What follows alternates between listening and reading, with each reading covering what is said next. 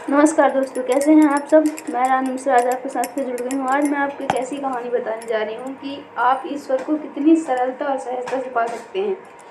ईश्वर को पाना कितना सरल है और ईश्वर आपके किस भाव से प्रसन्न होते हैं। ईश्वर आपके लेने देने से नहीं प्रसन्न होते हैं कि मैं आपको इतना भोग चढ़ाऊँगा, कि ये करूँगा, कि वो करूँगा। ईश्वर आपका भाव देखते हैं कि आप किस भाव से उनको दे रहे हैं, किस भाव से आप भोग लगा रहे हैं। इसीलिए मैं इसी से रिलेटेड आज मैं आपको एक कहानी सुनाने जा रही हूँ कि किस तरह भगवान अपने भक्त को परेशान करते हैं, सताते हैं, उसके निर्मल भाव से किस तरह से प्रसन्न हो जाते हैं। सोचिए, कई कई योगी तपस्वी कितनी तपस्या करते हैं। केदारनाथ उत्तराखंड में ठंड में बैठे रहते हैं, 10-10, 50-50 सालों से बैठे रहते हैं, पर ईश्वर अपना दर्शन उनको नहीं देते हैं। पर ये जो कहानी में जो भक्त है, उसको भगवान इतनी सरलता से सिर्फ एक ही बार में उसका प्रसाद ग्रहण करने आ जाते हैं। भगवान को पाना बहुत ही सरल और सहज है, सिर्फ हम लोग समझ नहीं पाते हैं। ईश्वर इतने सरल है ना कि सिर्फ उनको समझने की आवश्यकता है। बस वो आपके खाने पीने के भूखे नहीं है कि मैं इतना दूंगा, इतना दूंगा। और यार, जिसने आपको दिए है आप उसी को दोगे, तो बताइए वो क्या सोचेंगे। उन्होंने आपको दिया, वो आप उन्हीं को कह रहे हैं कि भाई हम ये देंगे आपको, कितना चढ़ाएंगे। मूर्खता ही है एक तरह की ये। भगवान आपसे भाव चाहते हैं, ना कि आपका पैसा, प्रेम, ये सब चीज़ें। ईश्वर को सिर्फ सहजता से पाया जा सकता है बस, अन्यथा किसी और चीज़ से नहीं पाया जा सकता है। इसलिए कभी भी किसी मंदिर में जाए, पूजा पाठ करते समय ये ना कहें भगवान मैं आपको ये दूंगा, आप ये कर दीजिए। ये ना कहा कीजिए, ये कहा कीजिए प्रभु जी जो है जैसा हो आपको सब पता है, अच्छा हो बुरा हो, जो देना है दीजिए, मुझे सब स्वीकार है। सिर्फ ये चीज़ आप ईश्वर से कहें। मैं आपको जो कहानी बताने जा रही हूँ, कहानी में स्टार्ट करती हूँ कि कैसे एक भगवान अपने भक्त को सताते हैं। जी हाँ, आज मैं आपको जो कहानी बताने जा रही हूँ, तो होता क्या है कि एक गांव में एक आदमी रहता है। वो आदमी अपने घर में क्या करता है, उसका हार बहुत ज़्यादा रहता है, खाना पीना बहुत ज़्यादा खाता है और काम वाम कुछ करता नहीं है। दिन भर खाए और पड़ा रहे, कुछ भी काम नहीं करता है। घर वाले कुछ काम कहते तो कहते तो मेरे को नहीं करना है। उसका डेली का यही काम था, खाता था और पड़ा रहता था, और खाने का हार बहुत ज़्यादा था। तो उसके घर वाले क्या कहते हैं, एक दिन कहते हैं कि ये खाता भरा, काम वाम कुछ नहीं करता, तो उसको घर से निकाल देते हैं कि तू यहाँ से जा। जब तू काम वाम कुछ नहीं करता है, खाता भरा, तो उसको घर से निकाल देते हैं। तो बेचारा क्या करे, कहते हैं अरे यार मैं कहाँ जाऊँ, क्या करूँगा, कहाँ मेरे को खाने के लिए मिलेगा। तो जैसे ही वो अपने गांव से बाहर आता है, तो उसको एक आश्रम मिलता है। तो वो कहता है यहाँ तो पंडित जी लोग ना, यहाँ खाने आने को तो मिलेगा। तो वहाँ के जो महात्मा होते हैं वो आश्रम जाता है। आश्रम में साधु जी से कहता है पंडित जी यहाँ मेरे को खाने को मिलेगा। तो पंडित जी बोले हाँ बिल्कुल मिलेगा खाने के लिए आपको। तो वो क्या करते हैं, वहाँ रहने लगता है। कहते हैं मेरे से काम वाम नहीं होता है, मैं खाया पर करूँगी। तो कहने हो गया ठीक है कोई बात नहीं, महात्मा जी कहते हैं आप यहाँ रहो। तो वो वहाँ रहे, आराम से 1.25 सेर 2 सेर खाए, दिन रात में काम वाम कुछ न करे, पड़ा रहे। अब एक दिन होता क्या है कि वो आश्रम जाता है। आश्रम में जाकर देखता है तो चूल्हा चौका सब बंद था, उस दिन भोजन नहीं बना था। तो वो सोचता है अरे यार आज तो चूल्हा चौका सब बंद है, खाना बन नहीं रहा है, तो अब मैं क्या करूँ। वो जाता है महात्मा जी के पास। महात्मा जी से कहता है आज भोजन में कुछ नहीं मिलेगा, भोजन नहीं बना है, आज क्या खाऊंगा मैं। तो कहन बेटा आज तो भोजन नहीं बनता है, आज एकादशी है। एकादशी की यहाँ सब व्रत रहते हैं। एकादशी के दिन हमारे यहाँ आश्रम में सभी लोग। तो कहता है तो अब मैं क्या करूं पंडित जी, मेरे को तो बहुत तेज़ से भूख लगती है, मैं तो भूख बर्दाश्त नहीं कर सकता हूँ। तो कहते हैं बेटा मैं क्या बताऊँ, यहाँ तो नहीं हो सकता। अगर आप तुम खुद से बना सकते हो, खा सकते हो, तो तुम एक काम करो कि यहाँ से गेहूँ चावल ले लो, आटा ले लो, और जाके अपना कहीं बाहर जाके नदी के किनारे जाना, वहाँ भोजन पकाना। और सबसे पहले एक काम करना कि उस भोजन को जो भोग है सबसे पहले भगवान को लगा देना, भगवान को भोग लगाना, उसके बाद तुम प्रसाद पाना। तुम ऐसा कर सकते हो तो कर लो। अब होता क्या है कि गुरुजी कहते हैं एक काम करो, तुम 1.25 सेर आटा ले लो और जाओ वहाँ नदी के किनारे बनाकर खा लेना भाई। आज तो आश्रम में बनेगा नहीं क्योंकि एकादशी है, एकादशी के दिन सभी कोई व्रत रहते हैं। उससे भोजन बनाते तो आता नहीं था, पर हो गया आलस के मारे भूखा रह नहीं सकता था, भूख उसको बर्दाश्त नहीं होती थी। तो कहता हो गया ठीक है गुरुजी दे दीजिए। तो गुरुजी अपने शिष्यों से बोलते हैं कि एक काम करो, इसके लिए 1.25 सेर गेहूँ ये वहाँ अपना बना खा लेगा। वो नदी के किनारे जाता है, अपना कक्का भट्टा जो भी है उसको बनाता है। तो उसको एक बात याद आती है कि गुरुजी ने कहा था कि जब भी कुछ बनाना तो सबसे पहले राम जी को भोग लगा देना, ठीक है ना। तो वो इतनी सरलता से भगवान को बुलाता है भोग लगाने के लिए कि राजा राम आइए, घनश्याम आइए, मेरे भोजन का भोग लगाइए। 3-4 बार ऐसे गाता है।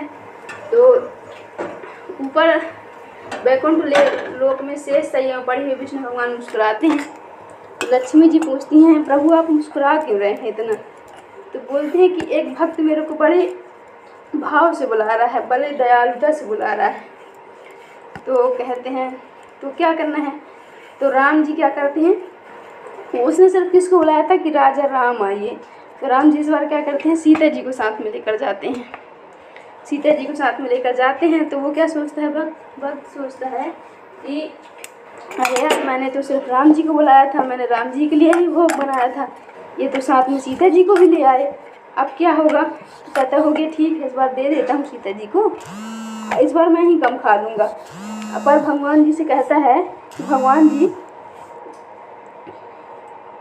से कहता है, भगवान जी अगली बार जितने लोग को भी लेकर आइएगा तो प्लीज़ कृपया करके बता दीजिएगा प्रभु मेरे को कि आप कितने लोग आ रहे हैं, तो वैसे मैं भोजन बना लूँगा आपका। तो राम जी कहते हैं मुस्कुराते हुए बोले, हाँ ठीक है बेटा, जितने लोग भी आएंगे हम आपको बता देंगे। अब क्या होता है, उस दिन वो चला जाता है, भोजन करके चला जाता है। भगवान को भोग लगाने के बाद भगवान भोग करके चले जाते हैं, भोग लगा कर। फिर अगले दिन क्या होता है, अगले टाइम पे क्या होता है कि अब जब दूसरी एकादशी पड़ती है तो उस दिन भी आश्रम में कुछ नहीं बनता है। तो गुरुजी कहते हैं एक काम करो कि आज भी तुम ले जाओ भाई, वहाँ बना खा लेना, पर भगवान जी को भोग जरूर लगाना। तो इस बार क्या होता था, वो अगली बार कितना मांगता था, 1.5 किलो, सब 1.5-2 किलो मांगता था। पर इस बार किसने कितना मांगा कि गुरुजी एक काम कर दीजिए, 3 किलो बांध दीजिएगा गेहूँ, क्योंकि क्या होता है वहाँ पे मैं एक को बुलाता हूँ, 2 चले आते हैं भगवान। मैं राम जी को बुलाता हूँ तो साथ में सीता जी को भी ले आए थे, इसलिए प्रभु इस बार थोड़ा ज़्यादा बांध दीजिएगा क्योंकि फिर मेरे को कम जाता है। तो वो जाता है नदी के किनारे, फिर उसी प्रकार भोजन बनाता है। फिर भगवान को बुलाता है कि राजा राम आई। फिर दोबारा भी वो उसी तरह भगवान को बुलाता है कि राजा राम आइए, सीता राम आइए, मेरे भोजन का भोग लगाइए। उस बार उसने सिर्फ राम जी को बुलाया था, तो सीता जी को साथ लेकर आए थे, इसलिए इस बार वो सीता राम दोनों को बुलाता है। भाई इस बार 2 लोग आएंगे और 2 लोग के अनुसार से वो बना लेता है भोजन की मेरे को और प्रभु राम जी को, सीता जी को हो जाएगा। पर इस बार राम जी क्या करते हैं, मुस्कुराते हुए इस बार वो साथ में लक्ष्मण जी को लेकर आते हैं। तो जैसे ही राम जी, लक्ष्मण जी और सीता जी आते हैं तो फिर उसका मन वो हो जाता है, उदास हो जाता है कि अरे यार प्रभु तो ये क्या कर रहे हैं, अगली बार 1 को बुलाया 2 आए, इस बार 2 को बुलाया 3 को ले आए, अब फिर मेरे को आज भोजन कम जाएगा, ठीक है ना। तो फिर कहते हैं प्रभु ये बताइए, मैं 1 को बुलाया, आप 2 लेकर आए, अब इस बार 2 के लिए बनाया तो आप तीसरा ले आए, मेरे को फिर भोजन कम जाएगा। तो फिर भी कहता है हो गया ठीक है, अब आ ही गए हैं तो खा लें, आ गए हैं तो भोजन इनको भी दे देता हूँ। तो वो राम, लक्ष्मण और सीता तीनों को भोजन देता है। पर इस बार भगवान जी के पैर पकड़ के कहता है प्रभु अगली बार के लिए बता दे कि कितने लोग आओगे, तो वैसे मैं अपने गुरु जी से मांग कर ले आऊँगा, ठीक है ना। राम जी मुस्कुरा दिए और कुछ नहीं बोले, कहते हो गया ठीक है, बना लेना तुम, हम लोग आ जाएंगे। अब फिर क्या होता है, फिर वो जाता है आश्रम में, भोजन पानी बनने लगता है। फिर जब तीसरी बार जब 11 आती है आश्रम में, तो फिर वो कहता है गुरुजी इस बार थोड़ा सा ज़्यादा बनवा देना, अगली बार 2 को बुलाया था 3 लोग आ गए थे। तो गुरुजी कहते हैं अरे यार ये इतना खाता तो नहीं होगा, तो आखिर ये करता क्या है, इस अन्न का बेचता है क्या। फिर भी वो कहते हैं अपने जो वहाँ के महात्मा लोग थे, एक काम करो ये जितना बोल रहा है उतना बांध दो। पर गुरुजी सोचते हैं मन ही मन कि आखिर ये इतना खाता तो होगा नहीं, 5 किलो तो कोई खाएगा नहीं, 5 किलो गेहूँ की रोटी। इस बार कहते हैं इस बार ये चला जाए, इसके पीछे पीछे जाकर मैं इसको ताड़ूंगा कि आखिर ये इतना अन्न जाता कहाँ है। वो जाते हैं, इस बार फिर जाते हैं, जाता है नदी के किनारे। पर इस बार वो एक चालाकी करता है। करता क्या है, कहता है इस बार मैं बनाऊंगा नहीं। हर बार 2 के लिए बनाता हूँ, 3-4 लोग आ जाते हैं, इस बार मैं बनाऊंगा नहीं। वो कहता है इस बार पहले मैं देख लूँ बुला कर कि कितने लोग आ रहे हैं, वैसे मैं बनाऊँगी, फिर जितने लोग आ जाएंगे उसके अनुसार बनाऊँगा। तो क्या करता है, बुलाता है, वो क्या बुलाता है, राजा राम आइए, सीता राम आइए, मेरे भोजन का भोग लगाइए। तो इस बार क्या होता है, राम जी पूरी मंडली के साथ पहुंच जाते हैं। हनुमान जी, लक्ष्मण, सीता, भरत, शत्रुघ्न, सुग्रीव सभी के साथ वहाँ पे पहुँच जाते हैं। तो वो क्या कहते हैं भक्त, अरे बाप रे इतने सारे लोग। तो भगवान जी कहते हैं दिखाओ कहाँ भोग है भाई, हम भोजन भूख लगी है हमको। तो इस बार भक्त क्या करता है, मुस्कुराते हुए कहता है प्रभु हम जानते थे आप ऐसा ही करोगे, इसलिए इस बार हमने भोजन नहीं बनाया है, अब आप बनाओ और सबको खिलाओ और हमको भी दो। भगवान प्रसन्न हो जाते हैं, उसके ऊपर खुश हो जाते हैं। और पीछे से क्या होता है, जो गुरु जी होते हैं उसके जो उसको अन्न देते हैं आश्रम से जहाँ से लेकर आता है, तो वो देखते हैं, तो वो पेड़ के पीछे छुप कर देखते हैं कि अरे यार ये बात किससे कर रहा है, ऐसे कुछ समझ में कुछ दिखाई नहीं दे रहा है। तो वो जाते हैं भक्त के पास कि तुम किससे बातें कर रहे हो। तो कहते हैं आपको नहीं दिख रहा क्या प्रभु श्री राम, ये सामने तो बैठे हैं जानकी जी, लक्ष्मण जी, भरत, शत्रुघ्न। तो कहते हैं नहीं मेरे को तो नहीं दिख रहा है। तो मैंने कहा देखो मेरे को तो दिख रहे हैं। भगवान कहते हैं अरे पागल, सोच तेरी भक्ति पे प्रसन्न होकर भगवान, तेरे भाव पे प्रसन्न होकर भगवान तेरे दरवाजे पर आ गए, तेरे हाथ से भोग लगाने आ गए, और हमको इतनी साल की तपस्या करती हो गए, आज तक हमको दर्शन तक न मिला प्रभु के। तो इसलिए मैं आपसे कहती हूँ कि भगवान भाव के भूखे हैं, भगवान को भाव से बुलाइए। भगवान आपके भाव के भूखे हैं, वो आएंगे, उन्हें भाव से प्रसन्न करने की कोशिश कीजिए। वो आपकी ये लेने देने पे नहीं मरते हैं। कभी भी कोई चीज़ कीजिए ईश्वर के प्रति तो सच्चे दिल से कीजिए। अगर कोई चीज़ करने की इच्छा मन में नहीं है कि नहीं ये नहीं करना है, उसको मत कीजिए, क्योंकि आप करेंगे भी तो ईश्वर उसको नहीं लेगा। जब आप कोई चीज़ सच्चे दिल से करेंगे तो प्रभु उसको ज़रूर स्वीकार करते हैं। इसलिए कहानी से आप क्या प्रेरणा मिलती है कि सच्चे दिल से कीजिए। भगवान को छल कपट लोभ मोह नहीं पसंद है, भगवान को सिर्फ प्रेम पसंद है, आपके भाव पसंद है। आप कितनी सरलता से ईश्वर को बुलाते हैं, आप जितनी सरलता से उन्हें बुलाएंगे उतनी सरलता से आएंगे। इसलिए आज के लिए बस इतना ही। इस एपिसोड से अगर आपको मेरी ये वीडियो अच्छी लगी हो, मेरी ये कहानी अच्छी लगी हो, तो मेरे चैनल को सब्सक्राइब कर दीजिएगा ताकि मेरी हर वीडियो आप तक पहुंचती रहे।